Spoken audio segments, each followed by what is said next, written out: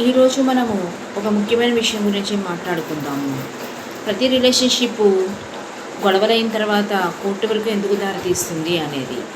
Court వరకు ఎందుకు దారితీస్తుందంటే ఇది చాలా పెద్ద అపోహ. చిన్న గొడవే కదా, సర్దుకుంటుంది కదా అనుకుంటూ ఉంటారు. కానీ చివరికి అది కోర్టు వరకు వెళ్ళిపోతూ ఉంటుంది. ముందుగా ఏం జరుగుతుందంటే వీళ్ళు మాట్లాడుకోవడం తగ్గిస్తూ ఉంటారు. తర్వాత ఒకరినొకరు అర్థం చేసుకోవడం మానేస్తూ ఉంటారు. ఆ తర్వాత గౌరవం తగ్గుతుంది. చివరికి నమ్మకం కూడా కోల్పోతారు. తర్వాత ఏమవుతుంది, అది కోర్టు వరకు వెళ్ళిపోతుంది.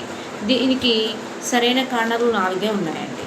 కమ్యూనికేషన్ లేకపోవడం ఒకటి, గౌరవం లేకుండా మాట్లాడుకోవడం ఒకటి, నమ్మకం కోల్పోవడం ఒకటి, అలాగే డబ్బు మరియు ఆస్తి వివాదాలు, కుటుంబ సమస్యలు.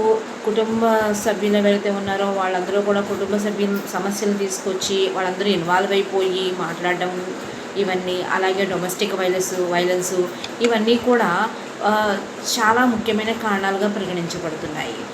ఇవి ఒకరినొకరు నిర్లక్ష్యం చేసుకునే వరకు వచ్చేస్తాయి. ఒకరి మాట ఒకరు గౌరవించుకోకపోవడం వల్ల నిర్లక్ష్యం అనేది ముందు పెద్దగా కనిపిస్తూ ఉంది. సంబంధాన్ని కాపాడుకోవాలంటే ఏం చేయాలి? కోర్టులో గెలవడం కాదు మెయిన్, ఒకళ్ళు కలిసి ఉండడమే రిలేషన్షిప్లో మెయిన్ విషయం అని నా ఉద్దేశ్యం. ఈ వీడియో మీకు నచ్చినట్లయితే లైక్ చేయండి, షేర్ చేయండి, కామెంట్ చేయండి, మా ఛానల్ని సబ్స్క్రైబ్ చేయండి.